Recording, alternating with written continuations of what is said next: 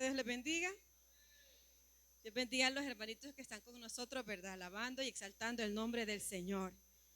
Primero Dios, que sea la primera de muchas ocasiones, ¿verdad? Para que juntos exaltemos al Señor.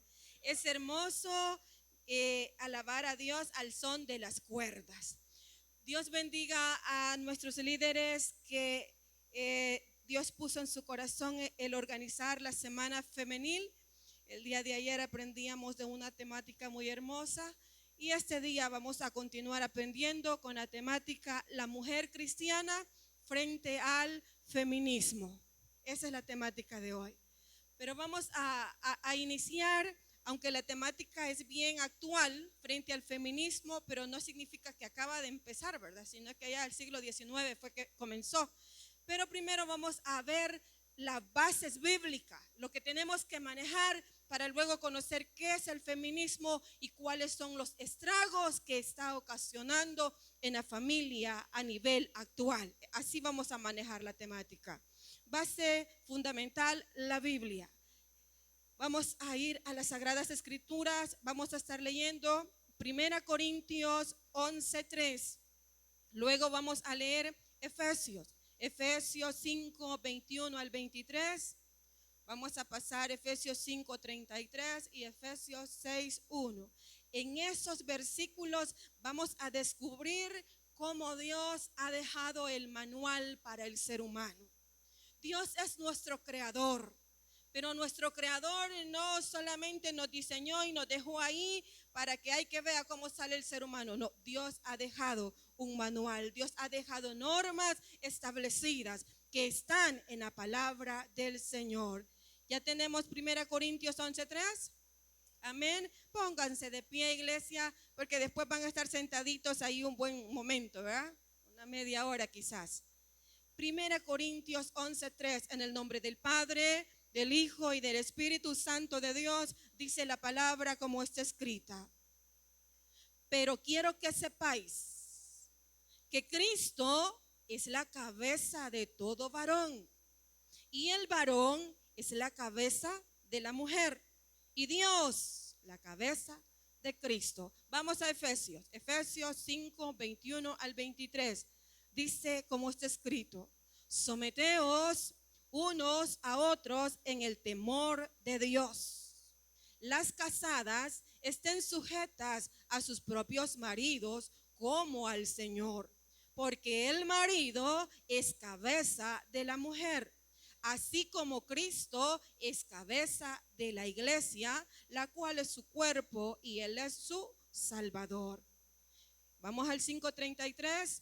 Por lo demás, cada uno de vosotros ame también a su mujer como a sí mismo, y la mujer respete a su marido. El último, Efesios 6:1. Hijos, obedeced en el Señor a vuestros padres, porque esto es justo. Amén. Tome su lugar. Alguien se va a decir, ¿cuántos versículos leyó, hermana? Pero fíjese que estos son los fundamentos que vamos a retomar en este momento para que podamos analizar o ver cómo Dios ha dejado esa organización establecida, una organización perfecta para la familia. Cómo Dios quiere que las cosas se hagan, aún cuando se recuerdan cuando iban a la escuela, cuando íbamos a la escuela, en los grados habían normas, ¿verdad? Y normas del grado. No platicar, no comer, no entrar alimentos al aula. Bueno, habían normas. Y donde quiera que vayamos hay normas. Aún en los bancos llegan y ahí usted no puede ir ahí todo mal vestido. Si va a presentarse a una institución de justicia, ahí tiene que ir formalmente vestido. Hay normas que se establecen y esas normas se respetan. Hay normas viales, están ahí los altos. Y si se pasa el alto, máximamente hoy que hay cámaras, esquela, multa. ¿Por qué? Porque incumplió la norma establecida. Para todos nosotros los seres humanos es lo mismo. Dios ha dejado normas establecidas. Hay un orden, hay una organización, tenemos un manual cuando usted en la vida se pregunte, ¿y hoy qué hago? Porque todos los seres humanos nos topamos ante encrucijadas en la vida. ¿Y ahora qué hago? Me pasa esto, ¿hoy qué hago? Corramos al diseñador de todo, y eso es Dios. Es Dios. ¿El manual cuál es, hermana? Porque usted quizás ha visto un librito donde dice manual. Compra la licuadora y ahí dice manual de uso. ¿Y lo leemos? No lo leemos, ¿verdad? Y no lo leemos no porque no sepamos leer, porque somos haraganes, fíjese, para leer. Lleva manual de uso la lavadora y no la leemos. Le vamos a preguntar al vecino, me pasa esto, el agua le pasa aquí, ya voy a ir a ver yo, porque también ya aprendió ahí equivocándose, porque casi, o sea, somos bien así, nuestra cultura nos impide ir a la lectura y ver ese manual, revisarlo, pero para nuestra vida, para que tengamos éxito en la vida, tenemos que ir al manual de nuestro Creador, y ese es la palabra de Dios. Así es que vayamos al manual. Ay, hermana, yo ya tengo 80 años. No, 81 decía la hermana. Bueno, hoy no vino, hermana. No, ahí está. Perdón, ya no la veo. 81, hermana Magdalena. Gloria a Dios. Hermana, no, ya tengo 81 años. ¿Para qué voy a leer la Biblia, hermana? ¿Cómo no? La edad que tengamos, mire, no importa. Siempre es importante que leamos, conozcamos las instrucciones de la palabra de Dios para que podamos ponerlas por obra, para que podamos obedecerla. Vaya, muy bien, ya me entretuve mucho en eso. Seguidamente, ¿cuál es la organización establecida de Dios? De acuerdo a todo lo que leímos, en primer lugar, Dios es la cabeza de Cristo. Y Cristo es la cabeza de todo varón. ¿Por qué dice eso, hermana? Lo acabamos de leer. 1 Corintios 11:3. Ahí está escrito. Luego pasamos a Efesios 5:23 y ahí dice que la cabeza, mire, que el varón es la cabeza de la mujer. Punto. Y luego dice en el Efesios 6:1 dice, 5:1, someteos los unos a los otros en el temor de Dios. ¿Qué espera Dios tanto del hombre como de la mujer? Que los dos nos sometamos el uno al otro. ¿En qué? En el temor de Dios. O sea que Dios no está diciendo, mujer, sé sujeta a tu marido, porque porque tienes que obedecerle como una esclava. No, en ningún momento la palabra de Dios dice eso. Sino que Dios quiere que en el corazón del hombre y en el corazón de la mujer esté el temor a Dios. El temor a Dios. Y allá Proverbio dice que el principio de la sabiduría es el temor a Jehová. Si hay temor en nuestro corazón, ese esposo trata a su esposa como lo que ella es, y que es ella una hija de Dios. Si hay temor de Dios en el corazón de la esposa, esa esposa trata a su esposo como lo que él es. ¿Qué es él? Un hijo de Dios. Dios desea que nos sometamos los unos a los otros en el temor de Dios. La sociedad ha venido sufriendo cambios. En esos cambios metieron ideologías donde dijeron, no, es que el hombre está esclavizando a la mujer.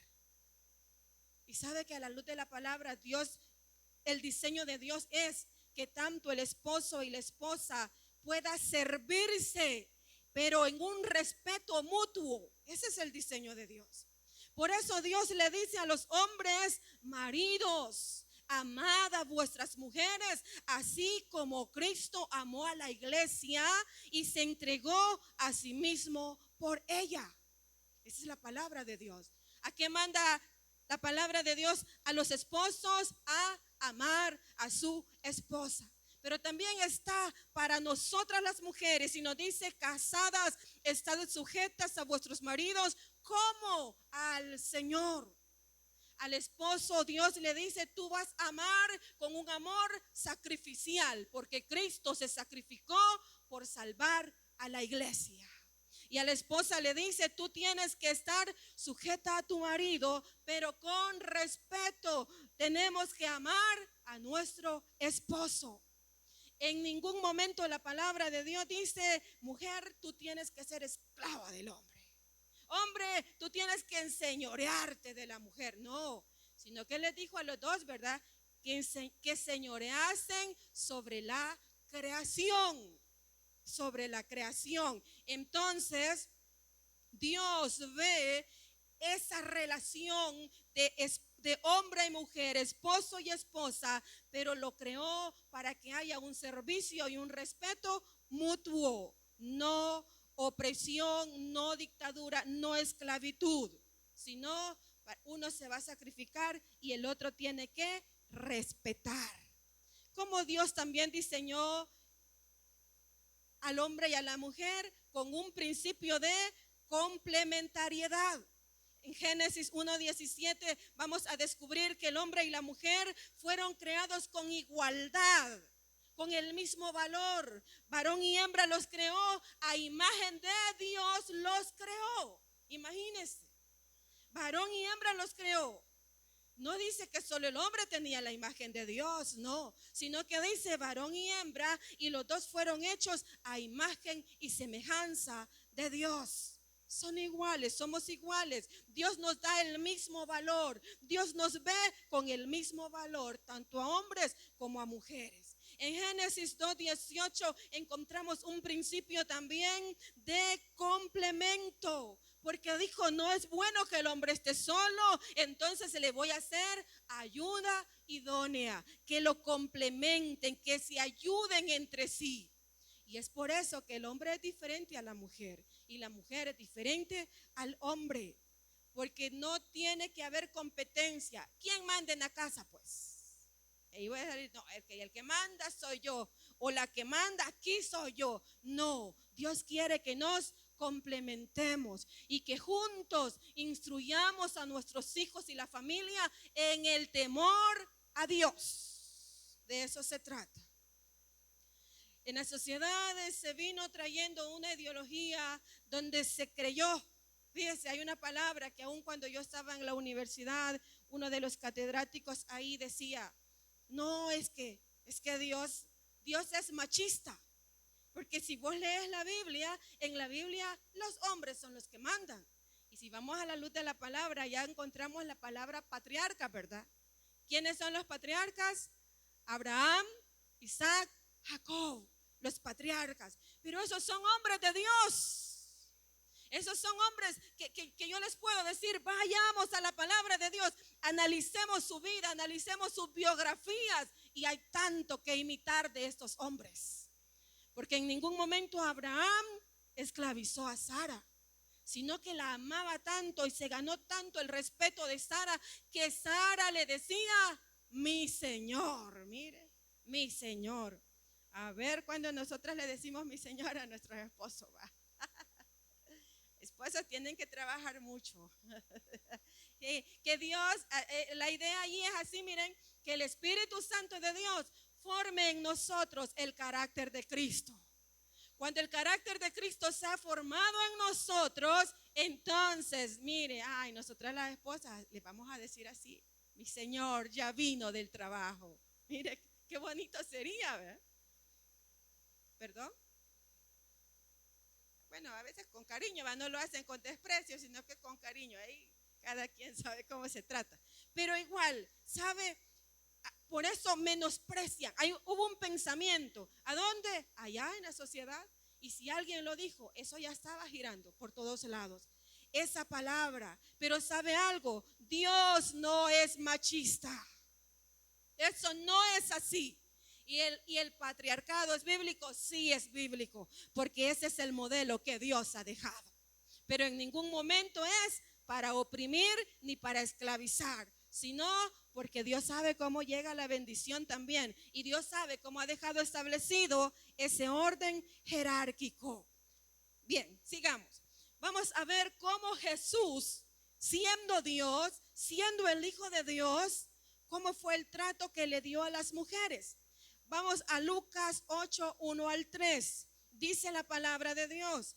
Aconteció después que Jesús iba por todas las ciudades y aldeas predicando y anunciando el evangelio del reino de Dios, y los 12 con él. Y algunas mujeres que habían sido sanadas de espíritus malos y enfermedades.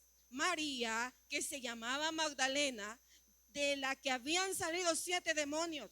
Juana, mujer de Chuza, intendente de Herodes, y Susana, y otras muchas que le servían de sus bienes. ¿Sabe? La palabra de Dios nos dice que aún en ese tiempo, que la mujer era mal vista, que la mujer estaba siendo oprimida, Jesús les marca un modelo a seguir. Jesús permitió que las mujeres sirvieran en su ministerio. Y tenía 12 hombres, porque ahí estaban los 12, ahí dice la palabra de Dios, y los 12 con él. Pero Dios no dijo, no, la mujer no. La mujer no, porque allá en la ley de Moisés decía que cuando le viene su periodo es inmunda. Así es que no. Él permitió que las mujeres fueran parte en el servicio de su ministerio. Mire qué hermoso. También encontramos en la palabra de Dios en Juan 4 del 7 al 30, ese hermoso canto que los hermanos cantaban, la samaritana. Mire, la samaritana, y todos sabemos, ¿verdad? La samaritana, cómo era su vida. Allá Jesús se puso a hablar con ella. ¿Y cómo le dice? Si judíos y samaritanos no se llevan y tú estás hablando conmigo. Ella se sorprendió, pero Jesús ahí con ella. Jesús no dijo, porque Jesús nos conoce a todos, fíjense. Nuestro pasado, nuestros errores, nuestras metidas de pata, lo peor, todo, Dios lo conoce. Pero Dios no dijo, uy, no, con esa pecadora no me meto, porque esa le gustan los hombres. No, Jesús llegó y comenzó a hablar con ella. Ella se sorprendió. Sabía la vida que tenía. Quizás muchas mujeres de ese momento no querían tener amistad con la samaritana porque decían, qué vergüenza, van a pensar que yo también soy como ella. Pero no, Jesús se acercó, Jesús platicó con ella, Jesús le habló de su vida. Y él le dice, bien ha dicho, le dice, porque 5 has tenido, el que tienes no es tu marido. Eres sincera. Y sabe, vio esa vida que tenía, una vida desordenada, y le dio la oportunidad de tener una vida nueva, en orden, conforme a la voluntad de Dios y con propósito. Ese Dios, así ve Dios a la mujer. Dios nos tiene en alta estima. En Gálatas 3, 26 al 28 dice, pues si todos sois hijos de Dios por la fe en Cristo Jesús, porque todos los que habéis sido bautizados en Cristo, de Cristo estáis revestidos. Ya no hay judío ni griego, no hay esclavo ni libre, no hay varón ni mujer, porque todos vosotros sois uno en Cristo Jesús. ¿Cómo nos ve? Con igualdad. Dios nos ve igual. Él no dice, vale más el hombre para mí, vale más la mujer. No, para Dios el hombre y la mujer tienen el mismo valor. Y por los dos derramó su sangre preciosa. Y para los dos y para todos hay salvación y vida eterna. Mire qué hermoso.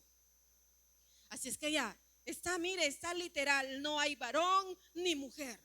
Así dice la palabra de Dios. Bien, ya sabemos, Dios la cabeza de Cristo, Cristo la cabeza del varón.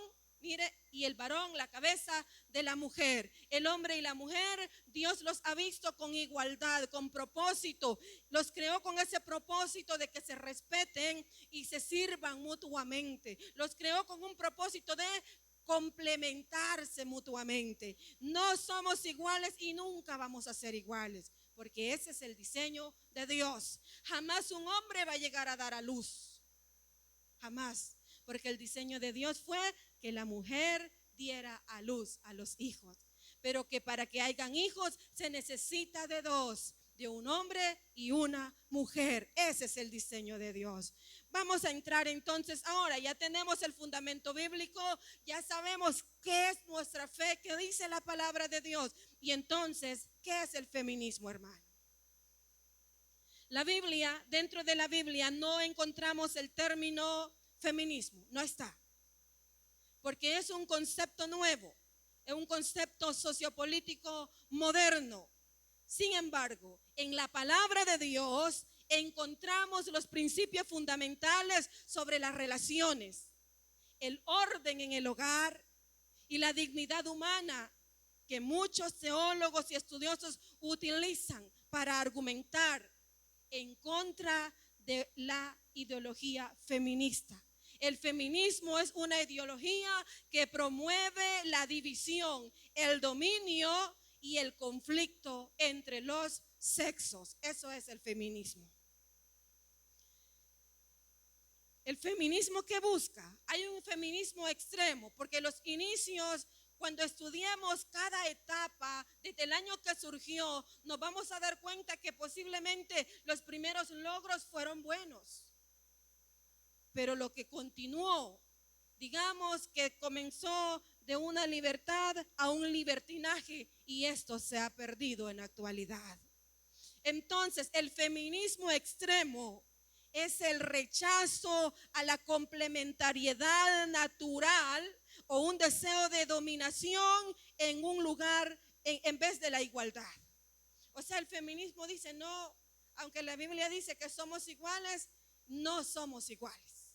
Y necesitamos que si el hombre, la idea de ellos fue, si el hombre puede andar tomando, mujeriando y fumando ahí, emborrachándose, ¿por qué no lo va a hacer la mujer? Mire el pensamiento, bien prudente, ¿verdad? Bien sabio. Se pusieron a meditar en eso. O sea, no somos iguales. Es necesario que la mujer salga de donde está y comience ella a manipular y a gobernar al hombre.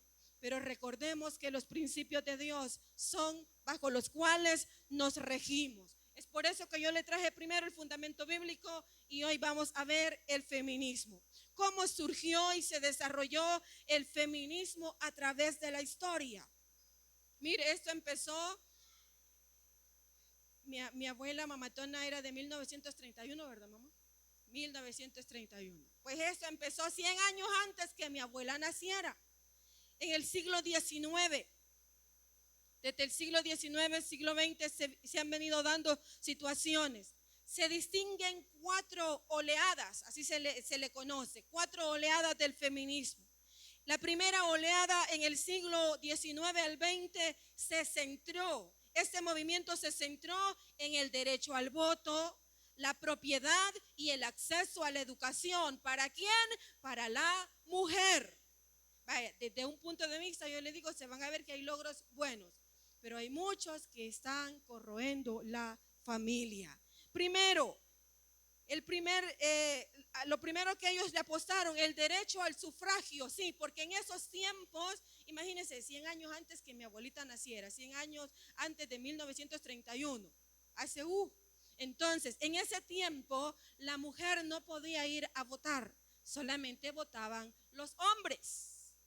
Y uno de los logros que ellos tuvieron fue que lograron que la mujer participara en la política, ir allá a dar su voto para ver quién iba a quedar de gobernante. Otro logro que tuvieron es la autonomía económica y civil. ¿Por qué? Porque la mujer no podía poseer bienes, sino solo el hombre, el esposo. Él podía tener propiedades, él podía comprar casas, él podía vender, el hombre podía abrir cuentas bancarias y la mujer no, porque ella era mujer. Si el hombre iba con ella, sí podía, porque él le estaba autorizando, él estaba ahí con ella, pero de lo contrario no.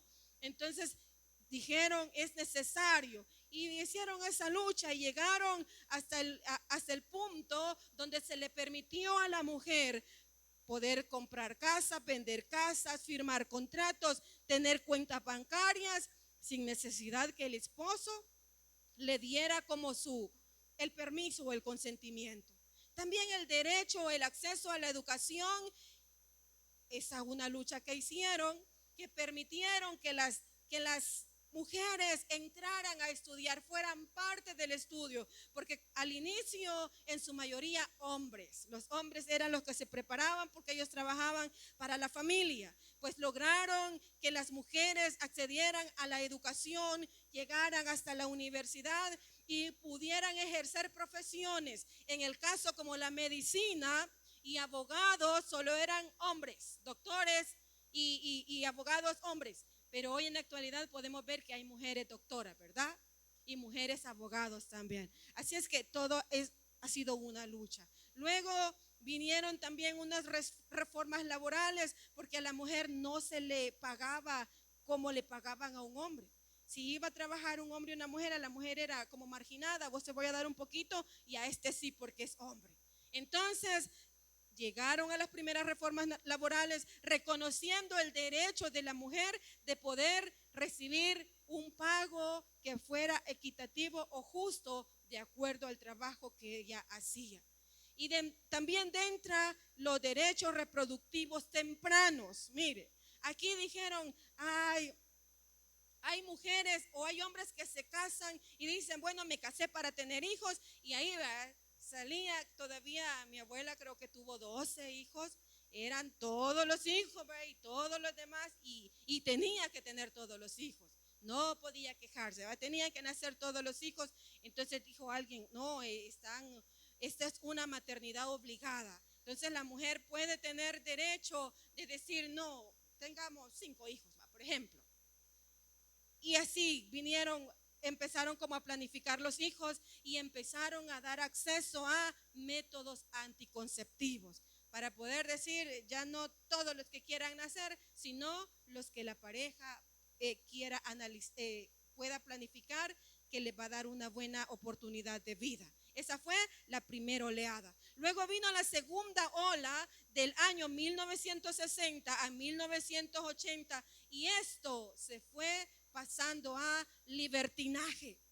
¿Por qué? Porque en esta segunda ola, esta abordó la liberación sexual, los derechos reproductivos y la opresión familiar. O sea que ya no solo querían alcanzar un logro, sino que se estaban oponiendo al sistema de la familia, al diseño original de la familia.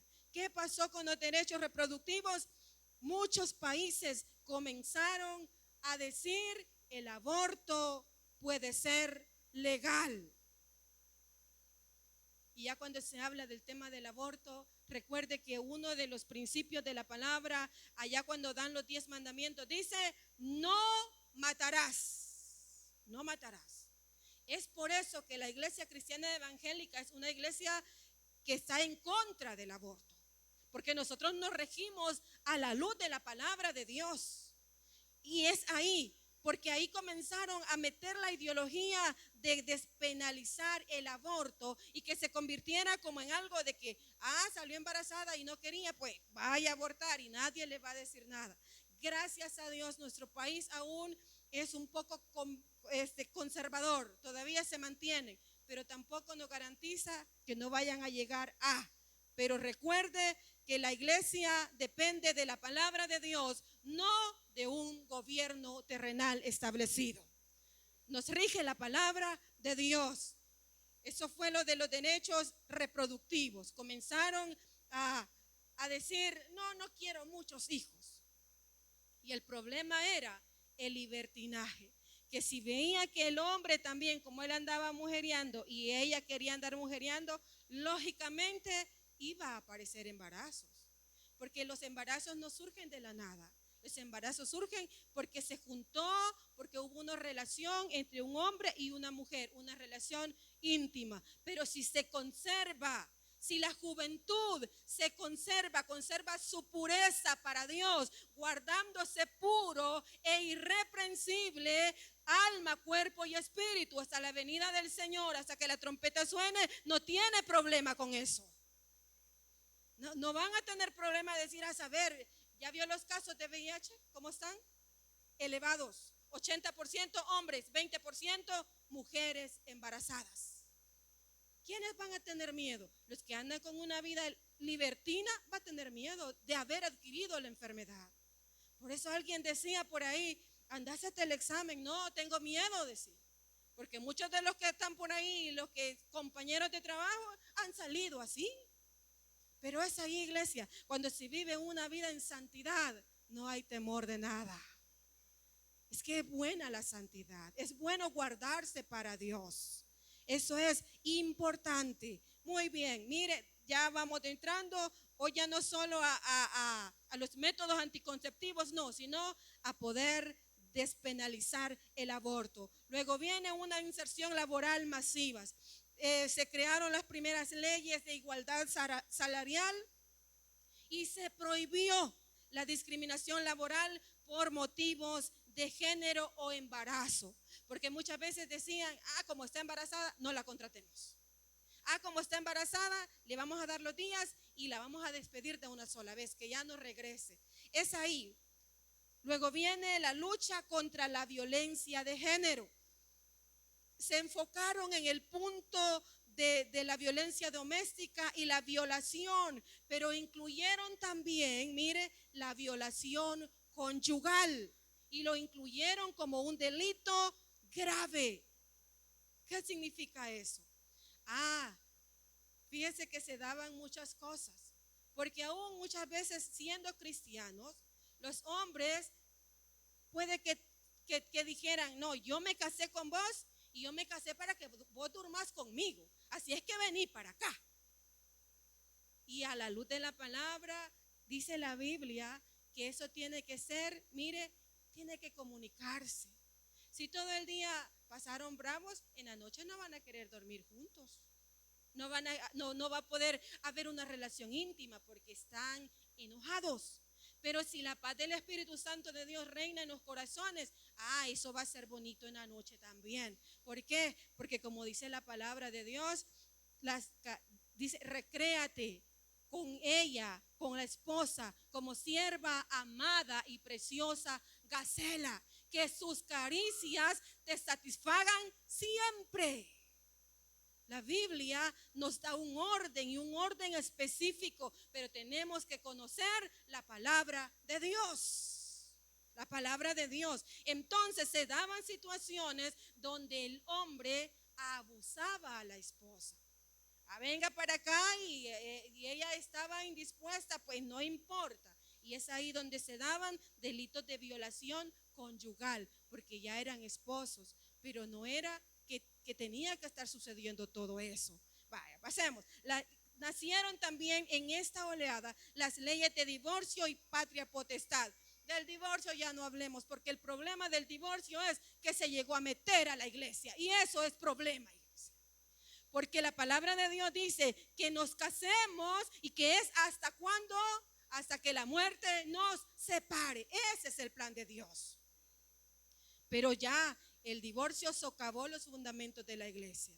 Entonces muchos se casan y después se divorcian y ahí vamos, ¿verdad? Pero a la luz de la palabra no tendría por qué ser así. Dentro de lo que es la patria potestad, antiguamente el hombre podía dejar a la mujer y quitarle los hijos cuando él quisiera. Son mis hijos y punto. Y nadie podía decir nada. Y esa mamá se quedaba llorando sin sus hijos. Entonces, ahí, de acuerdo a las leyes de divorcio y patria potestad, se eliminó la autoridad que solo el papá. No, actualmente la patria potestad la puede tener la mamá o la puede tener el papá, quien cumpla mejor los requisitos de darle un nivel de vida digno a sus hijos. Seguimos. Está también dentro de la segunda oleada la creación de los estudios de género. Es aquí donde ya este movimiento ya no se quedó solamente como un rumor y leyes, sino que llegó hasta las cátedras de las escuelas y las universidades, donde comenzaron a promover, mire, la opresión patriarcal desde una perspectiva feminista. Y el problema es que la perspectiva feminista termina rechazando al hombre. Y no se trata de eso. Seguidamente, en la misma oleada, se cuestionó los roles de géneros, el reparto equitativo de las tareas domésticas y de crianza. O sea, no solo la mamá es la encargada de criar y educar a los hijos, sino es un trabajo de dos, de papá y de mamá. Luego pasamos a la tercera oleada de 1990 al 2010. ¿Hace cuánto fue 2010? Hace poco, ¿verdad? Ajá, porque fíjense que en el 90 ya había nacido. Ahí había nacido, porque yo soy del 83. Y ya estaba, mire, yo no me di cuenta de que dijera tercera oleada del feminismo, no, pero son movimientos que se mueven a nivel mundial. Y esta tercera ola del feminismo introdujo, vamos peor, nos vamos perdiendo más, introdujo la diversidad de identidades, la deconstrucción del género y el feminismo queer, algo así. Si no lo pronuncio bien, ahí ustedes lo leen por ahí, yo creo que va a aparecer. Uno, inclusión de la diversidad, no sé cómo sería la palabra. Bueno, ahí está. ¿Y qué es esto? Aquí ya comenzaron los movimientos tanto de mujeres lesbianas, bisexuales y personas trans. Las personas trans son aquellos hombres que dicen, no, nací en el cuerpo equivocado, entonces quiero cambiar, quiero modificar este cuerpo. Y comienza a operarse, a generar cambios en su cuerpo para poder parecer mujer. Vaya, ahí van, la diversidad de identidades. Y comienza la deconstrucción social de lo que conocemos, de lo que la palabra de Dios dijo, cómo Dios los creó, varón y hembra los creó Dios. O sea, no creó transgénero, no creó lesbianas, no creó homosexuales, no, varón y hembra los creó. Y la deconstrucción del género se trata de, como definíamos a la mujer como femenino y al hombre como masculino. Entonces dijeron, no solo existe femenino y masculino. Tiene que haber otro género para los trans, tiene que haber género para las lesbianas. Y ahora han surgido un puño de géneros más, que cada día son más y más. Así es que desde este punto de vista de la diversidad de género, que el concepto significa raro, extraño, torcido, imagínense. Allá la palabra de Dios, en cierta ocasión el pastor enseñaba que cuando la palabra de Dios dice perverso y engañoso es el corazón del hombre más que todas las cosas, está diciendo que el corazón es torcido pero retorcido, que nada y nadie puede enderezar. Y es el mismo término que se emplea en la diversidad de géneros, algo torcido, retorcido, extraño, raro. Pero sabe, el poder de Dios sí puede transformar homosexuales, lesbianas y convertirlos en hombres y mujeres para la honra y la gloria de Dios. ¿Le damos palma al Señor? Gloria a Dios. Gloria a Dios. Varón y hembra nos creó. Gloria al Señor. Seguimos. En esta tercera oleada también salió la apropiación de la cultura y la estética. Dijeron, no, la cultura y la estética solo es para las mujeres. Entonces tenemos que rechazar toda aquella conducta que tenga que ver con la masculinidad. Si esto viene desde 1990 y 2010, ¿por qué cree que en la calle ahora se ve tanto muchacho homosexual? Si ha habido un rechazo a todo lo que es, a toda la conducta masculina. Es ahí. Luego viene la lucha contra el acoso callejero y sexual. Esto se daba mucho. Hoy en la actualidad se ha frenado. ¿Qué es eso? Que allá en la calle cualquier persona, cualquier hombre o joven le tiraba piropos a la cipota. Se le olvidaba que era casado y enamoraba a las cipotas. A veces no eran tan cipotas y siempre las enamoraban porque las veían bonitas. Pero no, mire, el acoso callejero, los piropos hostiles y el acoso sexual laboral. ¿Por qué? Porque muchas veces le decían, ¿vos querés trabajar aquí? Ya sabes, si pasás esa prueba, entonces te voy a dar trabajo. Todo eso se violentaba a la mujer y es ahí donde nació esa lucha contra eso. Luego viene el ciberfeminismo temprano. Recordemos que ya en el 2010 ya estaba entrando en apogeo todo lo que es la tecnología. Y ahí comenzaba el ciberfeminismo temprano. ¿A qué se refiere? A primeros foros de internet y blogs digitales como plataformas globales de denuncia, tejiendo redes internacionales que sirvieran para apoyar el feminismo. El inicio. En la cuarta oleada o cuarta ola del feminismo del año 2012 hasta el presente año o presente día, mire, se combina el llamado a la acción digital con la movilización callejera masiva contra la impunidad de la violencia machista. ¿Qué logros ha tenido? En primer lugar, justicia penal y leyes de consentimiento. Castigar la agresión sexual sin necesidad de probar la violencia física. Es ahí donde las familias que tenemos hijos varones tenemos que aconsejarlos. ¿Cuál es la edad para que ese muchacho pueda decir, mamá, yo quiero tener novia? Antes de los 18 años, no. Porque con facilidad, aunque no sea cierto, pero con solo que alguien diga, él me manoseó, él me tocó, van a la cárcel, aunque no sea verdad. ¿Por qué? Porque sin necesidad de probar el testimonio de ella, hoy van a la cárcel. Y si no estudiamos las leyes, hoy así está. Antes de los 18 años, no se metan a andar de novios, no. Y aún así, cumplan los 18 años, ¿saben? Enfóquense en su estudio, enfóquense en servirle a Dios, enfóquense en que hay muchas cosas que hacer, enfóquense en que Dios tiene propósitos para su vida y que la Biblia dice, Jehová cumplirá su propósito en ti. Va a llegar el tiempo, jóvenes, donde va a seleccionar a una novia para que sea su esposa. Señorita, va a llegar el tiempo donde va a seleccionar a un joven para que sea su esposo. Antes de los 18 no, porque va a poner en problemas a sus padres. A los padres se ponen en problemas.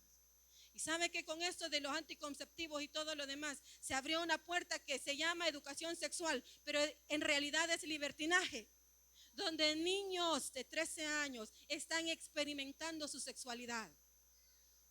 Y sé de un caso que no se volvió público porque son de familias con posibilidades.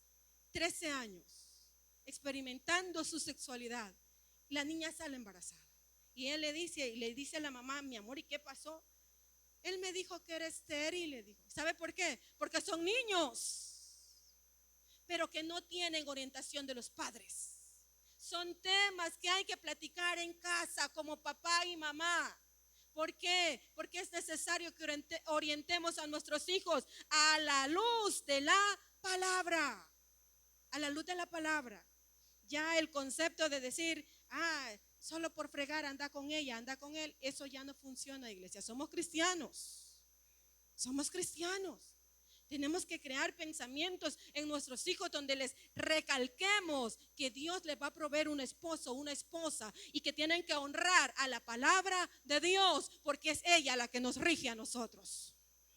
Es ella la que nos rige. Muy bien, ahí está. Justicia penal y leyes de consentimiento. El Salvador ya tiene leyes así. Ya tiene. Y aunque llega y diga la jovencita, pero mire, yo lo amo a él. Él no me violó, nos pusimos de acuerdo los dos. Si ella es menor de edad, él va preso porque la ley así lo dice. Aunque ella diga, no, yo lo amo, yo lo quiero, no importa, va preso porque la ley así lo estipula. Nació un movimiento global antiacoso, que esto también iba para poder abordar el acoso laboral, el abuso sexual y a nivel político. Porque no político, muchos dicen, no, aquel entró a trabajar porque anda en la política. Pero no, iglesia, nosotros tenemos que saber que lleguemos a donde lleguemos es porque la mano de Dios nos ha llevado. Dios nos ha llevado.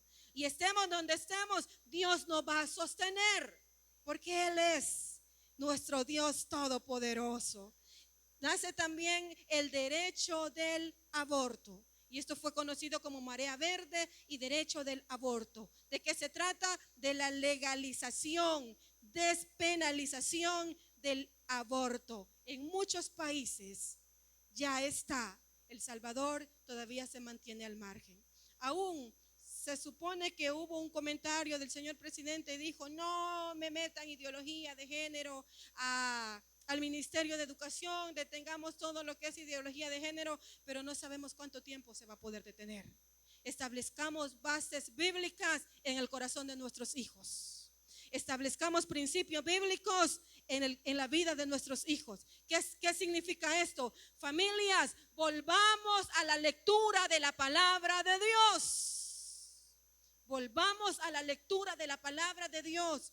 Volvamos a sentarnos en familia y a conocer la palabra de Dios y a vivir como la palabra de Dios demanda que vivamos. Así es que ahí estamos. Luego viene el ciberfeminismo y el activismo viral.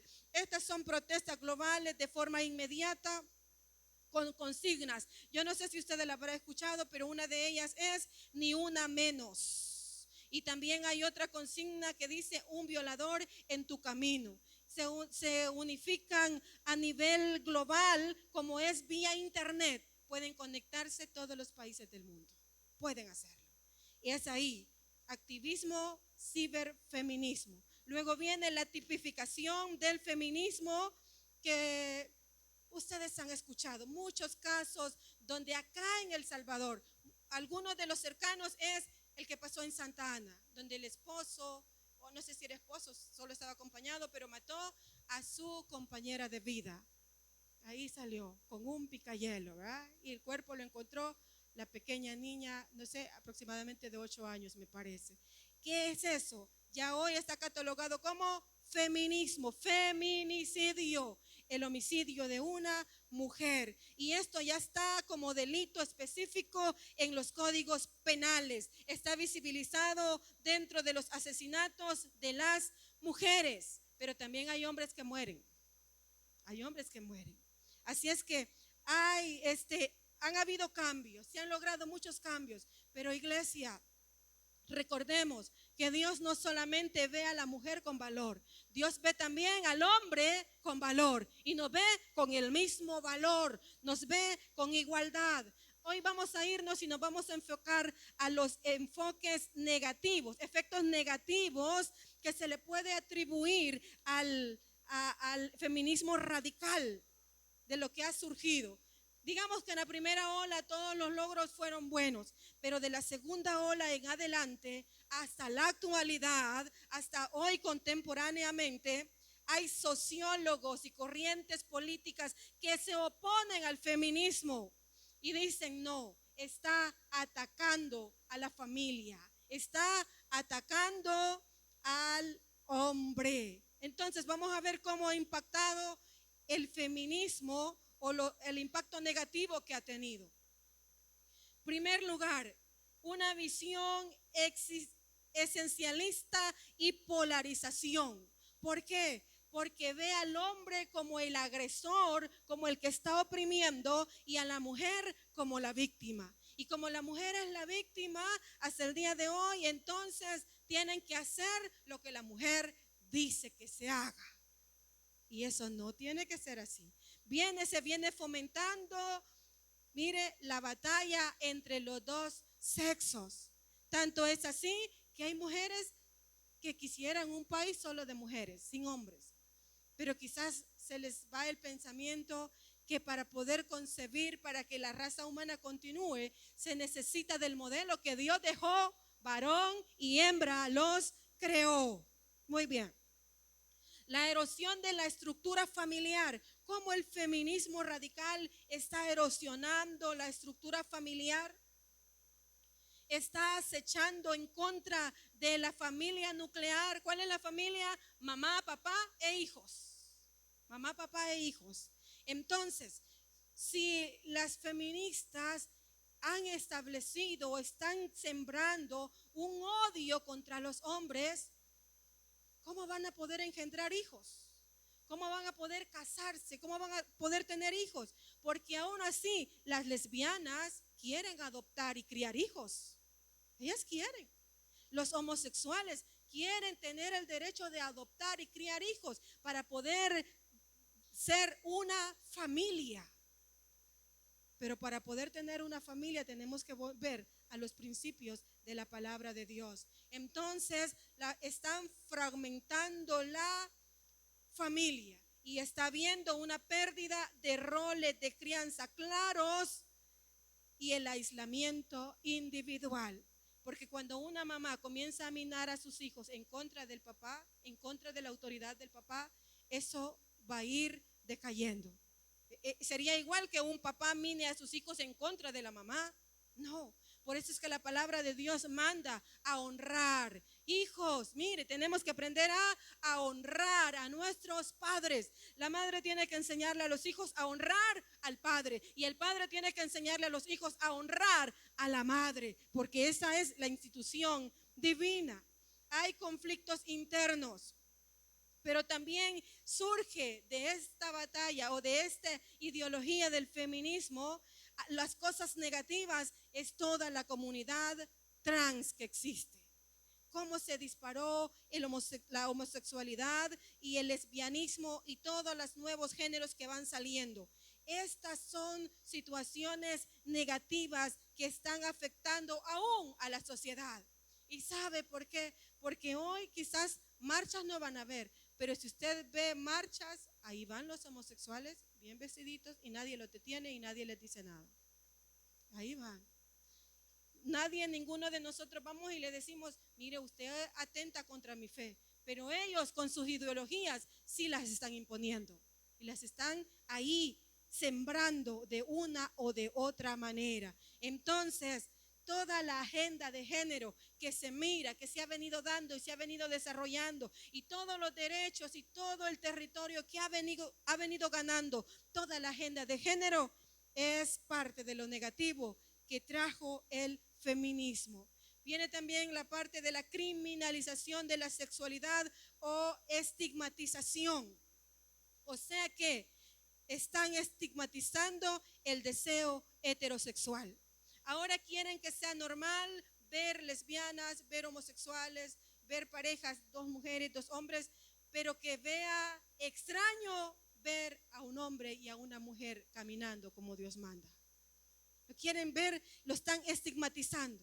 Y si no, es que la mujer tiene que llegar a odiar al hombre, porque el hombre por muchos siglos estuvo oprimiendo a la mujer. Entonces hoy la mujer tiene que volverse la opresora del hombre. Bien, tenemos que tener cuidado. Esto nos lleva, no sé si va a aparecer el cuadro de esquema de opresión, Carito, ¿sí? Nos lleva a un esquema de opresión y vea hasta dónde ha llegado. Cómo han categorizado ellos, qué ámbito, quién es la parte oprimida, la parte opresora, cómo es el sistema de opresión y cuál es la ideología de liberación. Y aparece ahí, en primer lugar, ámbito o categoría, la sexualidad. Ellos dicen que la parte oprimida es la mujer y que la parte opresora es el hombre. A este sistema de opresión le han denominado patriarcado. Y la ideología de liberación es feminismo radical. Tenemos también la orientación sexual, que son los efectos negativos que han cobrado hasta el día de hoy. La categoría ámbito orientación sexual, parte oprimida. Vea la parte oprimida, ¿ya la leyó? ¿Quién es la parte oprimida? El homosexual, y ahí está todo el movimiento LGBTQ y ahí un plus, porque todo el que quiera sacar otro nombre nuevo lo van agregando también. Parte oprimida. Y la parte opresora, el heterosexual. ¿Quién es? El hombre y la mujer, como Dios los instituyó. El sistema de opresión, heteronormatividad. O sea que ellos quieren normalizar su vida. Quieren normalizar la homosexualidad y el lesbianismo y todos los demás géneros que vayan a surgir. La ideología de liberación, ahí está, la teoría queer. No sé si lo digo bien. Muy bien. Y el activismo LGBT. Luego tenemos la identidad de género, o sea que la parte oprimida es las personas trans. Y la parte opresora, el cisgénero. Ahora aprendas esta palabra. ¿Quiénes son los cisgéneros? Nosotros, los que creemos todavía en el diseño de Dios, hombre y mujer, varón y hembra. El sistema de opresión, cisnormatividad, ideología de género. ¿Cuál es la ideología de liberación? La teoría trans y el movimiento transgénero. Hasta la actualidad, ¿hasta dónde han llegado? El impacto del ámbito y categoría en seguridad y leyes. La parte oprimida, los delincuentes y los infractores. La parte opresora, los ciudadanos y la gente honesta. El sistema de opresión, positivismo, y la ideología de liberación, abolicionismo penal. Y ya lo están haciendo, porque están cambiando las leyes a su favor. Iglesia, recuerde lo que dice 1 Pedro 3, del 1 al 4. Asimismo, vosotras mujeres, estad sujetas a vuestros maridos, para que también los que no creen a la palabra sean ganados sin palabras por la conducta de sus esposas, considerando vuestra conducta casta y respetuosa. Vuestro atavío no sea el externo de peinados ostentosos, de adornos de oro o vestidos lujosos, sino el interno, el del corazón, en el incorruptible ornato de un espíritu afable y apacible, que es de grande estima delante de los ojos de Dios. Dios quiere que siempre mantengamos el diseño original que Él ha dejado, la unidad y el complemento como lo dejó en la creación. Y Dios quiere que el orden que Él dejó establecido se siga enseñando y llevando a cabo en nuestras familias. Dios les bendiga, iglesia.